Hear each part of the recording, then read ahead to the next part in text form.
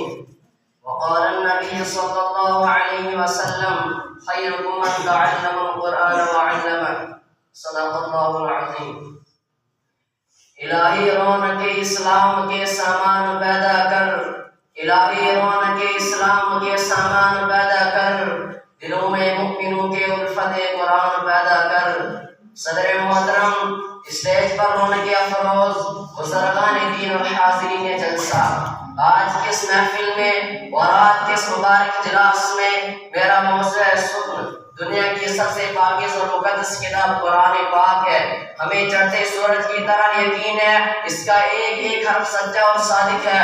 وہ قرآن پاک جس کی زبان مقدس، جس کا بیان مقدس، جو فصاحت و بلاغت کے ٹھاٹھے مادہ سمندر ہے، جس کے مطابق ارشاد ربانی ہے. قرآن پاک وہ کتاب ہے جس کے صادق اور برح ہونے میں کوئی شک و شبہ نہیں، جس کے بارے میں محسن انسانیت حضور پاک صلی اللہ علیہ وسلم نے ارشاد فرمایا تمہیں سب سے بہتر وہ شخص ہے جو قرآن پاک کو سیکھے اور سکھائے.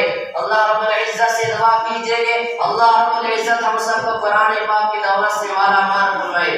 نوجوان دوستو، قرآن پاک رب ذوالجلال کی طرف سے عطا کردہ وہ حسین تحفہ ہے جس نے 23 برس کی قلیل مدت میں پورے عالم میں وہ انقلاب برپا کر دیا کہ جس سے بڑے فصحاء، علماء، ادباء، شعراء حیران و شدہ رہ گئے، جس کی آیات کو سن کر پتھر دل موم ہو گئے. دوستو، یہ وہ قرآن ہے جو رہتی دنیا تک انسانوں کے لیے سراپا ہدایت و رحمت ہے. یہ وہ قرآن ہے جس نے رسول کی رسالت پہ اعزاز بخشا. یہ وہ قرآن ہے جس نے پسندہ لوگوں کو تاثیر بخشی. وہی قرآن ہے جس کی برکت سے جنت و شیاطین کا آسمان پر جانا بند ہوا. یہ وہ قرآن ہے جس کی نظیر پیش کرنے سے ساری دنیا عاجز و قاصر رہی. یہ وہ قرآن ہے جس نے سچائی اور امانتداری کا درس دیا. یہ وہ قرآن ہے جس کی برکت سے انہیں فاروق کو ایمان نصیب ہوا. یہ وہ قرآن ہے جس کی نظیر پیش کرنے سے ساری دنیا عاجز و قاصر رہی. محترم حضرات، آج کے ساتھ دور میں حافظ کلام پاک کو فضول سمجھا جاتا ہے، اس کے الفاظ رکھنے کو حکمت بتایا جاتا ہے. کہا جاتا ہے کہ اس کا رکھنا وہ بے سمجھے پڑھنا بے سود ہے. افسوس صد افسوس، اس قرآن پاک کے بارے میں ہمارا یہ کہا کہ جس کے بارے میں شہنشاہ مدحہ تاجدار مدینہ احمد مجتبی جناب محمد رسول اللہ صلی اللہ علیہ وسلم نے ارشاد فرمایا اقرأ ورتقِ ورتل كما كنت ترتل في الدنيا فإن منزلك عند آخر آیت تقرأها. کل قیامت کے دن حافظ قرآن سے کہا جائے گا قرآن پڑھتا جا اور جنت کے درجوں پر چڑھتا جا اور ٹھہر ٹھہر کے پڑھ جیسے کہ تو دنیا میں ٹھہر ٹھہر کے پڑھا کرتا تھا. بس تیرا مقام و ٹھکانہ وہیں ہے جہاں تیری آخری آیت میں پہنچے.